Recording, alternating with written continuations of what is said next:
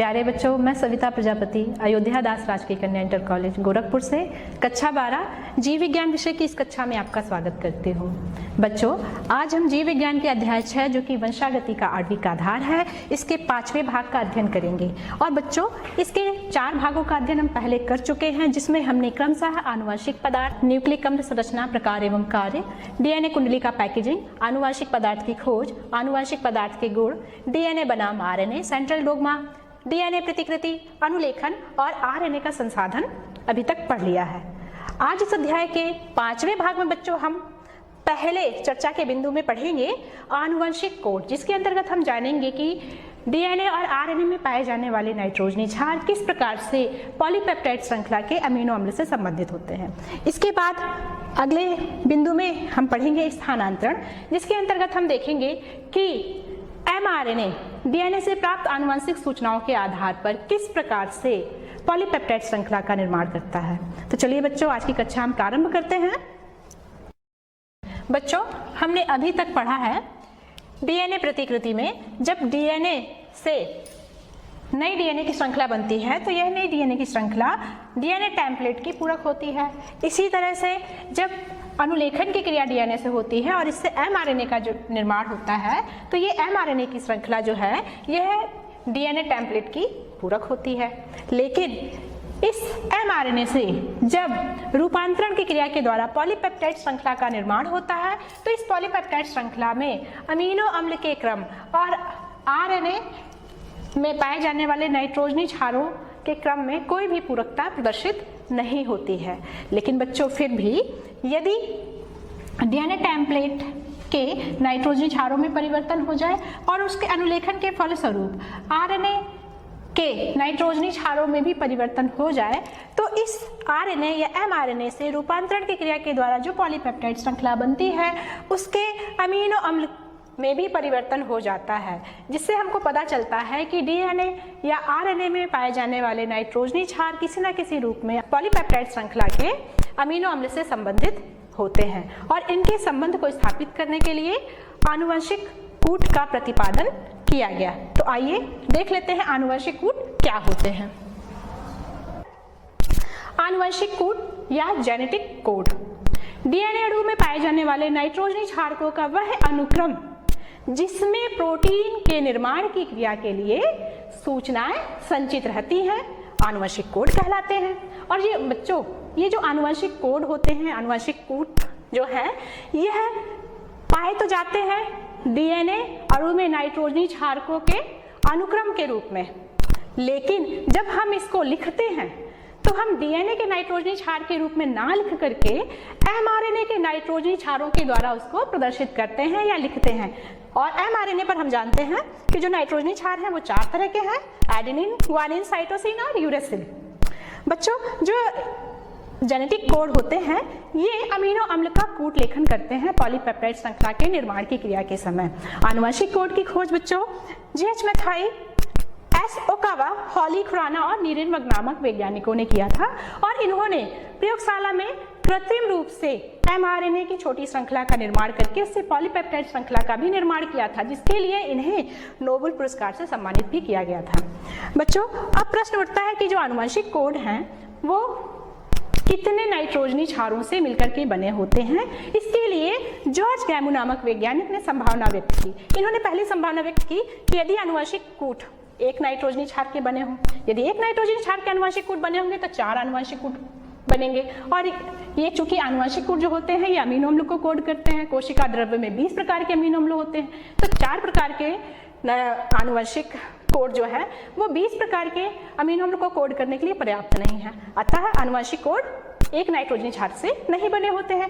बाद में इन्होंने संभावना व्यक्त की कि आनुवंशिक कोड जो हैं ये 2 नाइट्रोजनी क्षार के बने होते हैं। 2 नाइट्रोजनी क्षार से बने होने से 16 आनुवंशिक कूट बनेंगे। और जब 16 आनुवंशिक कूट बनेंगे तो ये भी 20 तरह के अमीनो अम्ल को कोड करने के लिए पर्याप्त नहीं होते हैं। अंत में इन्होंने संभावना व्यक्त की कि जो आनुवंशिक कूट हैं यह 3 नाइट्रोजनी क्षार के बने होते हैं। और 3 नाइट्रोजनी क्षार से बने होने के कारण अब 64 आनुवंशिक कूट बनेंगे। और ये 64 आनुवंशिक कूट जो हैं ये 20 तरह के अमीनो अम्ल को कोड करने के लिए पर्याप्त होते हैं।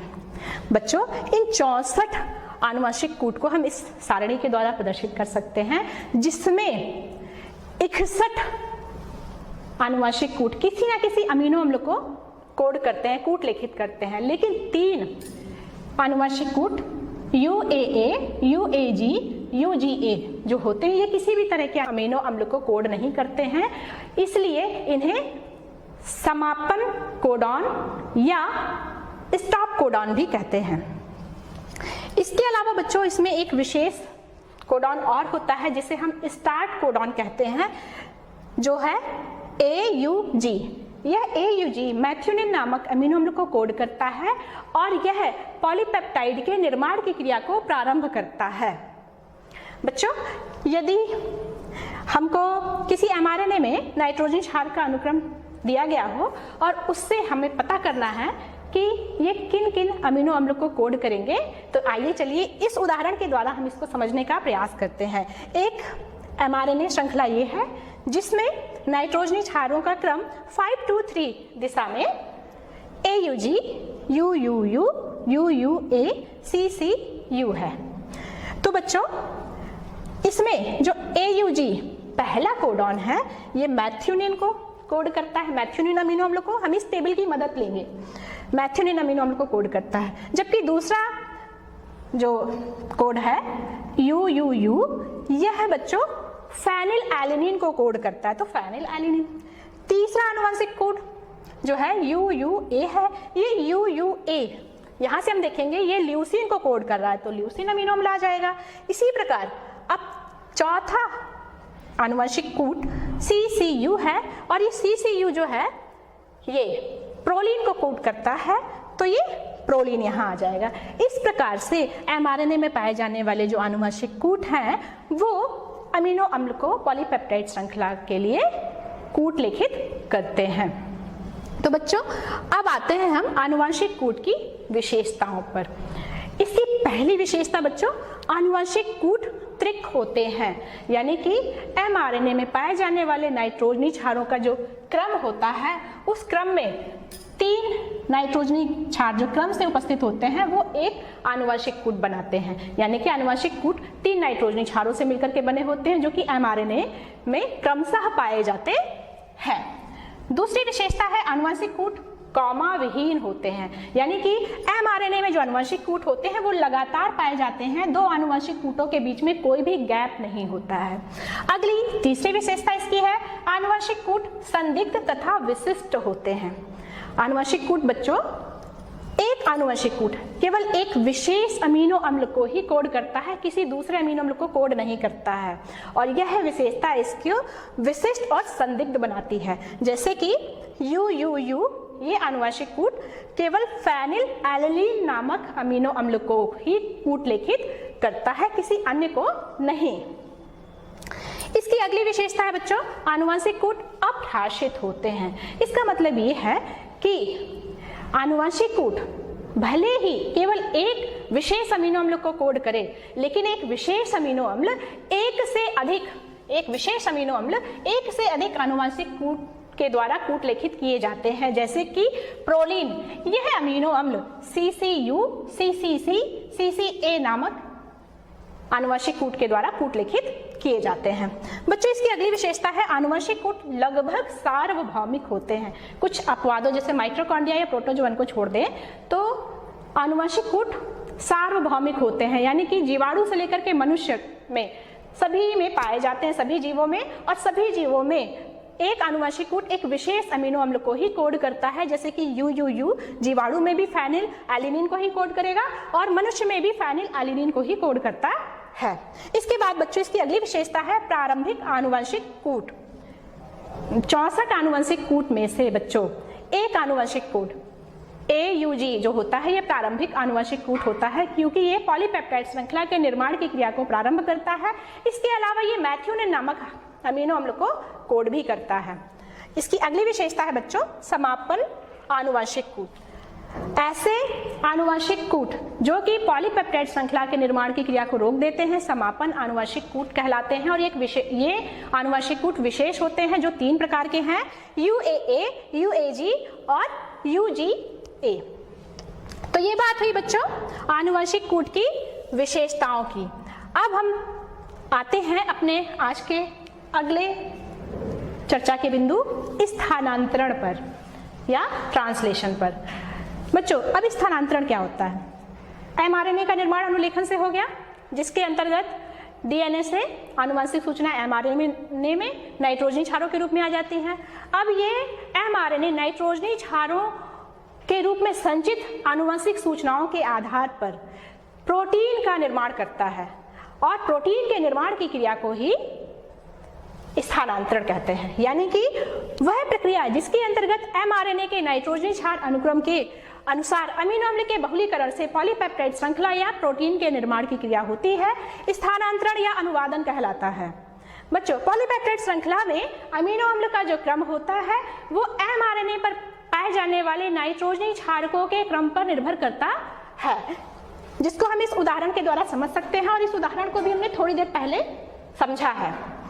अब बात करते हैं बच्चों कि स्थानांतरण की क्रिया कोशिका में होती कहाँ है। तो प्रोकैरियोटिक कोशिका या यूकैरियोटिक कोशिका, चाहे कोई सी भी कोशिका हो, दोनों में ही स्थानांतरण की जो क्रिया है यह क्रिया कोशिका द्रव्य में राइबोसोम पर संपन्न होती है। अब बच्चों स्थानांतरण के लिए आवश्यक यंत्रावली क्या क्या होती हैं उन पे एक नजर देख लेते हैं। देखते हैं, पहला है अमीनो अम्ल। प्रोटीन के निर्माण की क्रिया के लिए 20 प्रकार के अमीनो अम्ल की आवश्यकता होती है, जिसको इस सारणी के द्वारा दिखाया गया है। इसके बाद दूसरा आवश्यक पदार्थ है DNA, जो कि राइबोसोमल RNA, मैसेंजर RNA और tRNA का अनुलेखन करता है। अगला है राइबोसोमल RNA या rRNA। यह rRNA प्रोटीन के साथ मिलकर के राइबोसोम की छोटी और बड़ी इकाई का निर्माण करता है और यह RNA 28S, 5.8S, 5S तथा 18S प्रकार के होते हैं। इनमें से 28H, 5.8S तथा 5S प्रकार का जो राइबोसोमल RNA है ये राइबोसोम की बड़ी इकाई बनाता है, जबकि 18S राइबोसोम की छोटी इकाई का निर्माण करता है। अगला है मैसेंजर RNA या दूत RNA। यह RNA आनुवंशिक सूचनाओं के आधार पर पॉलीपेप्टाइड श्रृंखला में अमीनो अम्ल के क्रम को निर्धारित करता है। अगला है tRNA। यह RNA कोशिका द्रव्य से अमीनो अम्ल को पॉलीपेप्टाइड श्रृंखला के उचित स्थान पर पहुंचाने का कार्य करता है। राइबोसोम प्रोटीन के निर्माण की क्रिया के लिए प्लेटफॉर्म का कार्य करता है। मैग्नीशियम आयन राइबोसोम की दोनों सब यूनिट को जोड़ने के लिए आवश्यक होता है। ATP तथा GTP ऊर्जा स्रोत के रूप में प्रयोग होते हैं। और एंजाइम स्थानांतरण की क्रिया के लिए विभिन्न एंजाइम जैसे कि ट्रांसलोकेज, पेप्टाइडल ट्रांसफरेज जैसे एंजाइमों की आवश्यकता होती है। बच्चों स्थानांतरण की क्रियाविधि समझने से पहले हम tRNA और राइबोसोम के बारे में थोड़ी सी चर्चा करना चाहते हैं। तो आइए सबसे पहले स्थानांतरण RNA की संरचना का क्लोवर लीफ मॉडल। बच्चों स्थानांतरण RNA की संरचना को समझाने के लिए इसका क्लोवर लीफ मॉडल रॉबर्ट हॉली ने 1964 ईस्वी में प्रस्तुत किया था और इन्होंने बताया कि जो tRNA है वह क्लोवर की पत्ती के समान संरचना वाला होता है, जिसमें 4 भुजाएं होती हैं। ये 4 भुजाएं हैं, यहाँ हम देख सकते हैं ये 4 भुजाएं 1, 2, 3, 4 भुजाएं होती हैं, जिसमें से इसकी पहली भुजा एक्सेप्टर आर्म कहलाती है। इस एक्सेप्टर आर्म पर अमीनो एसिड अटैचमेंट साइट होता है जहां से अमीनो एसिड जुड़ता है। इसके अलावा बच्चों इस एक्सेप्टर साइट पर एक 3 एंड और एक 5 एंड होता है। 3 एंड पर स्वतंत्र OH ग्रुप पाया जाता है जिससे अमीनो अम्ल इससे जुड़ता है, यानी कि अमीनो एसिड अटैचमेंट साइट इस 3 एंड पर ही होता है। इसकी दूसरी भुजा जो है एंटीकोडॉन आर्म कहलाती है, जो कि एक्सेप्टर आर्म के ठीक विपरीत स्थित होती है और इस एंटीकोडॉन आर्म के शीर्ष पर 3 नाइट्रोजनी क्षारों का एक विशेष क्रम होता है जिसे एंटीकोडॉन कहते हैं और ये एंटीकोडॉन mRNA के कोडॉन से हाइड्रोजन बंध के द्वारा जुड़ता है। इसके बाद बच्चों इसकी तीसरी भुजा है टी साइसी आर्म। टी साइसी आर्म जो है यह एक्सेप्टर आर्म और एंटीकोडॉन आर्म के समकोण पर उपस्थित होती है और इस भुजा में राइबोसोमल बाइंडिंग साइट होता है जिससे राइबोसोम जुड़ता है। इसके अलावा 30 आर्म के ठीक विपरीत एक और भुजा होती है DHU आर्म, जिसमें एंजाइम साइट पाया जाता है और इससे एंजाइम tRNA से जुड़ता है। इसके अलावा बच्चों इन 4 भुजाओं के अलावा tRNA में एक छोटी सी आर्म और पाई जाती है जिसे वेरिएबल आर्म कहते हैं। बच्चों 20 प्रकार के अमीनो अम्लों को पकड़ के लाने के लिए कोशिका में लगभग 40 से 60 प्रकार के tRNA पाए जाते हैं, जिनकी DHU आर्म, T-साइसी आर्म और एक्सेप्टर आर्म में समानता होती है, लेकिन एंटीकोडॉन आर्म और वेरिएबल आर्म में भिन्नता पाई जाती है। अब बच्चों बात करते हैं हम राइबोसोम की। राइबोसोम जो होते हैं ये ऐसे कोशिकांग हैं जिनमें प्रोटीन के निर्माण की क्रिया होती है, इसलिए इसको प्रोटीन के निर्माण की फैक्ट्री भी कहते हैं। राइबोसोम जो होते हैं बच्चों, आपने फर्स्ट ईयर में भी पढ़ा होगा कि ये कला रहित कोशिकांग हैं जो कि राइबोन्यूक्लियोप्रोटीन के बने होते हैं, जिसमें 65% तक राइबोसोमल आरएनए और 35% तक प्रोटीन पार्टिसिपेट करती है। बच्चों जो राइबोसोम है ये 2 इकाई, छोटी इकाई और बड़ी इकाई से मिलकर के बना होता है। इसकी छोटी इकाई जो होती है उसमें mRNA से जुड़ने के लिए स्थान होता है, जबकि बड़ी इकाई में 3 स्थान होते हैं tRNA से जुड़ने के लिए। पहला स्थान A साइट, एक्सेप्टर साइट, दूसरा स्थान पेप्टाइडल साइट और तीसरा स्थान एग्जिट साइट। A साइट से अमीनो एसिड tRNA आके बड़ी राइबोसोम की यूनिट से जुड़ता है।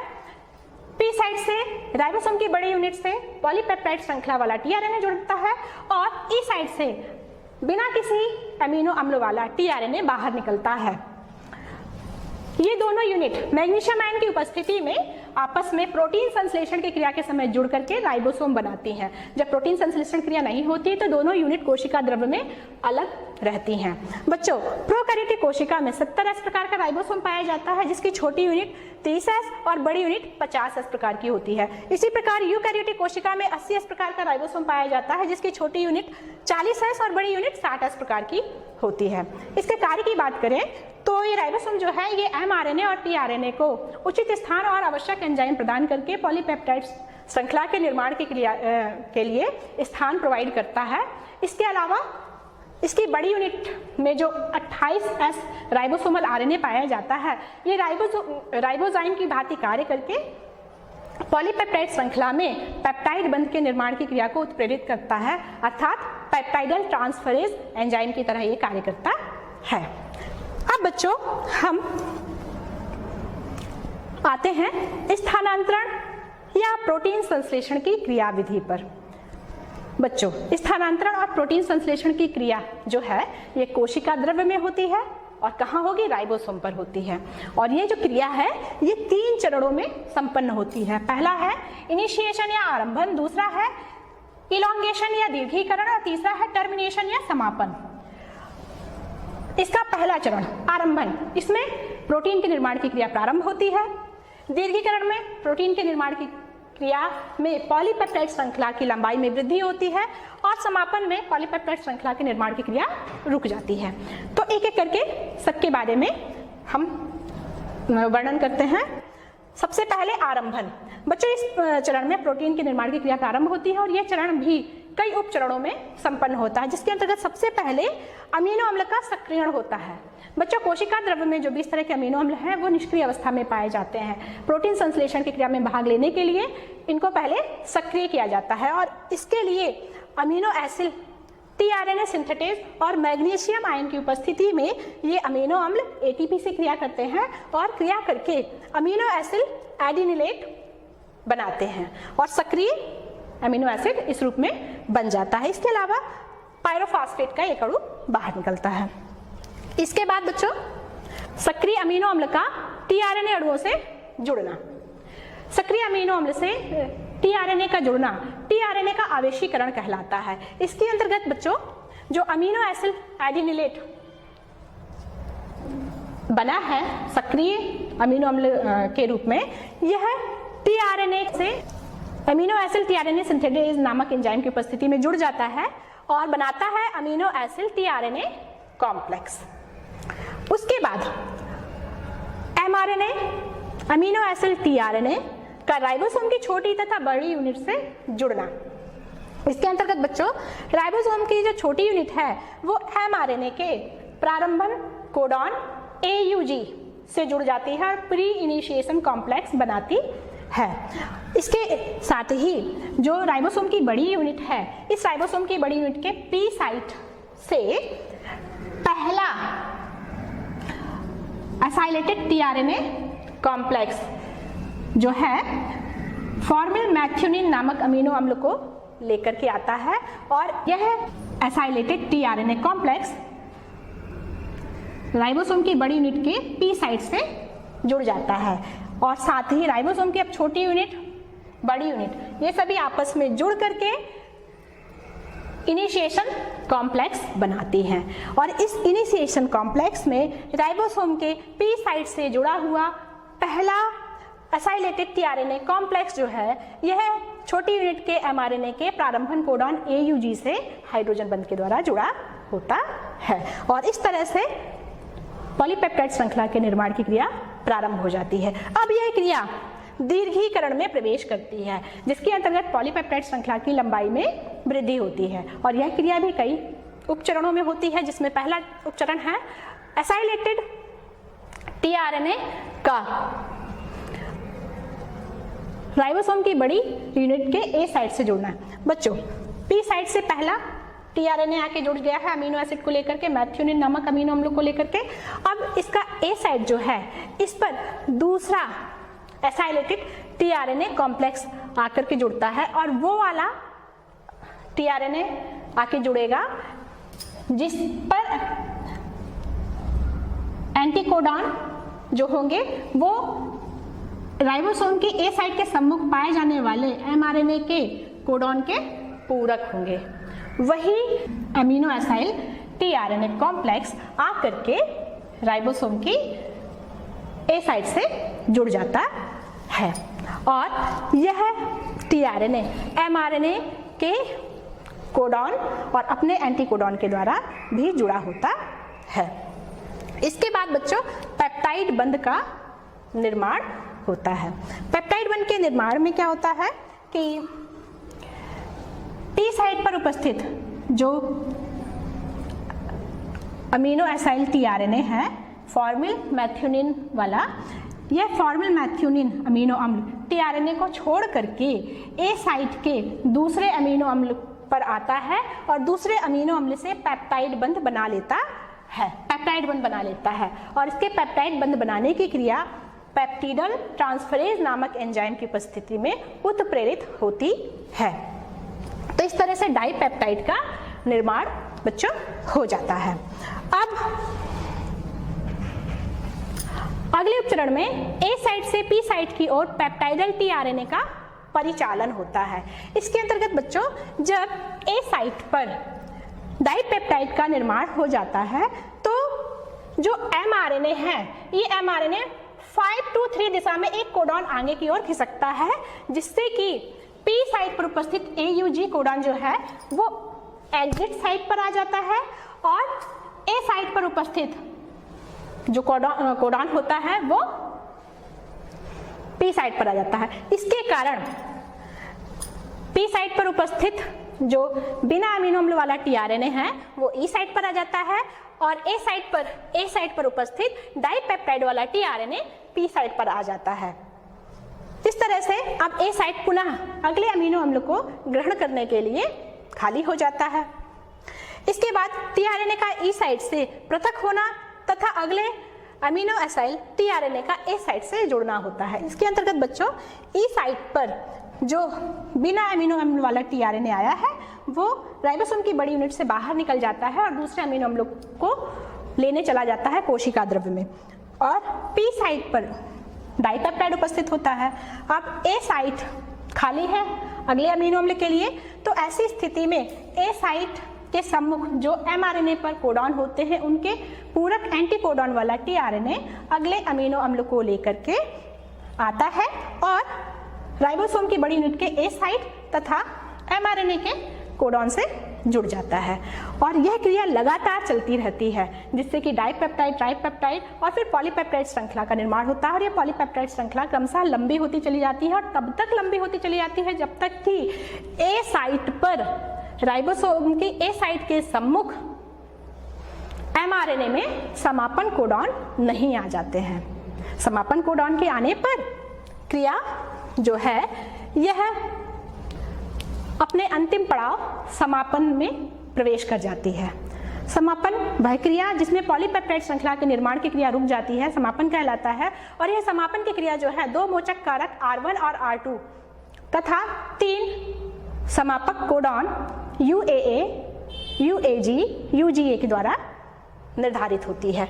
तो बच्चों जैसे ही A साइट के सम्मुख mRNA पर कोई एक समापन कोडॉन, इन तीनों में से कोई एक समापन कोडॉन आ जाता है तो इस समापन कोडॉन से मोचक कारक R1 और R2 आके जुड़ जाते हैं, जिससे कि A साइट पर अब कोई दूसरा अमीनो एसिड वाला tRNA आके नहीं जुड़ पाता है, जिससे कि पॉलीपेप्टाइड श्रृंखला के निर्माण की क्रिया रुक जाती है। और इसके फलस्वरूप अब इस कॉम्प्लेक्स में जितने भी पार्ट जुड़े हुए हैं वो एक दूसरे से पृथक हो जाते हैं। राइबोसोम की छोटी इकाई अलग हो जाती है, राइबोसोम की बड़ी इकाई अलग हो जाती है, mRNA अलग हो जाता है, tRNA अलग हो जाता है और पॉलीपेप्टाइड श्रृंखला अलग हो जाती है और समापन की क्रिया हो जाती है। इसके फलस्वरूप जो पॉलीपेप्टाइड श्रृंखला बनी है, इस पॉलीपेप्टाइड श्रृंखला के एन टर्मिनल से फॉर्मिल ग्रुप को पृथक कर दिया जाता है। इसके अलावा एन टर्मिनल और सी टर्मिनल से पॉलीपेप्टाइड श्रृंखला के कुछ अमीनो अम्लों को काट करके पृथक कर दिया जाता है। फिर ये पॉलीपेप्टाइड श्रृंखला अकेले ही या अन्य पॉलीपेप्टाइड श्रृंखलाओं के साथ मिलकर के सक्रिय प्रोटीन बना देती है और सक्रिय प्रोटीन के रूप में एंजाइम की तरह कार्य करके डीएनए में संचित आनुवंशिक लक्षणों को कोशिका द्रव्य में प्रकट करने लगती है। और इस प्रकार से बच्चों आनुवंशिक लक्षणों का प्रकटन या अभिव्यक्ति कोशिका द्रव्य में हो जाती है। तो यहाँ पर स्थानांतरण की क्रिया समाप्त होती है। इसके बाद बच्चों एक बहुत ही इंटरेस्टिंग सा टॉपिक है पॉलीराइबोसोम। पॉलीराइबोसोम जब एक ही mRNA पर एक से अधिक कई राइबोसोम जुड़े होते हैं तो ये संरचना पॉलीराइबोसोम कहलाती है। और इस पॉलीराइबोसोम पर प्रत्येक राइबोसोम में पॉलीपेप्टाइड श्रृंखला या स्थानांतरण की क्रिया होती है। और इसके प्रत्येक राइबोसोम पर जो पॉलीपेप्टाइड श्रृंखला है उसकी लंबाई mRNA के 5 to 3 दिशा में जैसे जैसे हम बढ़ेंगे वैसे वैसे बढ़ती जाती है। और हर राइबोसोम से एक ही प्रकार की पॉलीपेप्टाइड श्रृंखला का निर्माण होता है। इसके द्वारा एक ही mRNA से एक ही समय में कई सारे एक ही प्रकार के पॉलीपेप्टाइड श्रृंखला का निर्माण हो जाता है। और एक ही प्रकार के पॉलीपेप्टाइड श्रृंखला की कई प्रतियां बनाने के लिए mRNA का बार बार अनुलेखन डीएनए को नहीं करना पड़ता है। तो बच्चों आज के लिए बस इतना ही, यहाँ पे हमारा आज का टॉपिक समाप्त होता है। और उम्मीद है बच्चों आज का टॉपिक आपको समझ में आया होगा। इसके बाद आपके लिए कुछ अभ्यास कार्य हैं जिनमें ये 4 प्रश्न हैं जो कि इसी भाग से संबंधित हैं। आप इनको अच्छे से करिएगा और हम फिर इसी अध्याय के अंतिम भाग में भाग 6 में आपसे मिलेंगे, जिसमें हम पढ़ेंगे जीन अभिव्यक्ति का नियमन, मानव जीनोम परियोजना, डीएनए फिंगरप्रिंटिंग। तो बच्चों आज के लिए बस इतना ही, फिर मिलेंगे। धन्यवाद।